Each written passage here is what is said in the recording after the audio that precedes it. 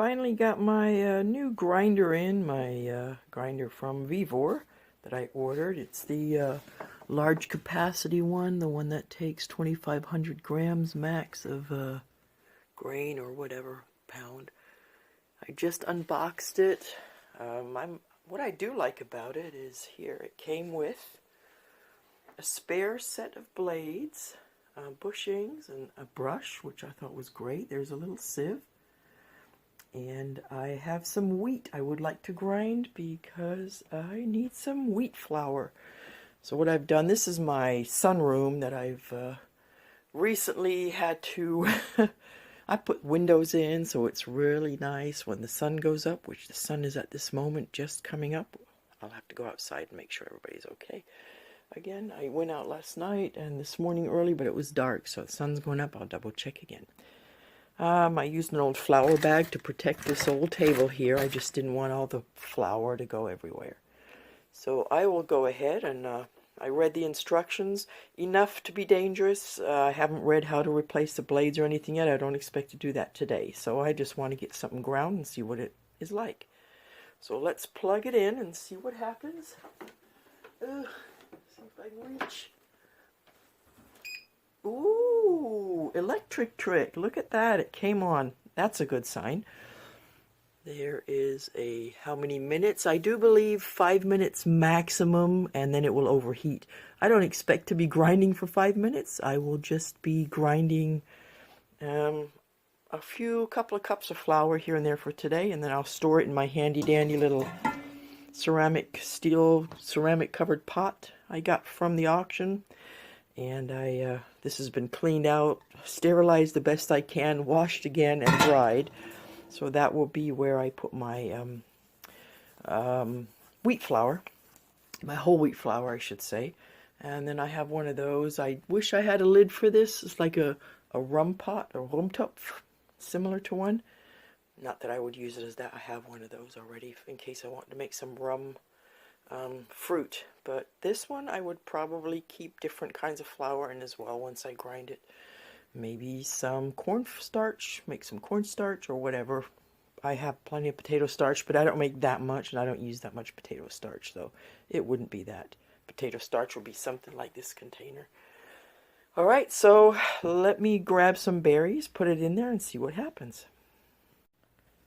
So here I have some wheat berries, and some of it was already ground down, so it's kind of mixed in right there. So I just have one of these old tubs that I use, and I'll fill that up. For this grinder, this is about half full, and it worked great, obviously, so I'll do that again. This is about not quite a kilo, so it's less than half of its capacity. So I'll put the berries in there. There's a soybean in there I just seen. There you go. Like I said, some of this was already ground up. I just mixed it in. So let's put this aside. And I have not used the sieve at all. So we put that in there. Oh, let me get the lid. Now the lid you can obviously adjust. And how this works, you'll put it on there. And these have to be at a certain, you can tighten it or loosen it.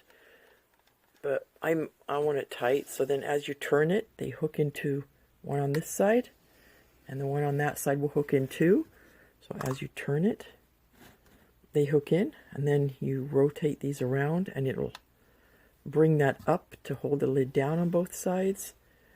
I'll have to cut that tag off, and there you go. The pressure pulls this down.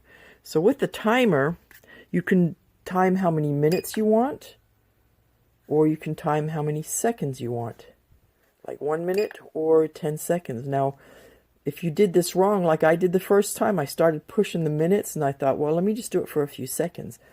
You can either unplug it, or you can just turn it on and right back off. So if you turn it on, it's going to start grinding immediately, and I turn it back off. So now I'll put my seconds. I only want it for 20 seconds, and then on.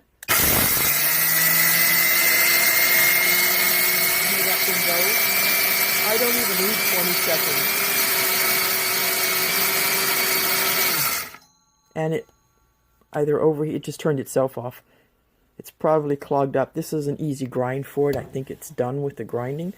I just did 10 seconds last time and another 10 and got what I had. So let's see how this turned out. I'm going to open this up. It looks good. I have a few flecks in there of some rough stuff, which is good. And of course I brush off the lid first and put that in my little tub over here. And we'll get the other stuff out too. It looks pretty cool. Yeah, I ended up putting it up here on my old countertop. This is, like I say, my sunroom. That's normally where my coffee maker goes, but I plugged it directly into the outlet instead of using my extension cord. And that's the reason I moved it up here to my old countertop.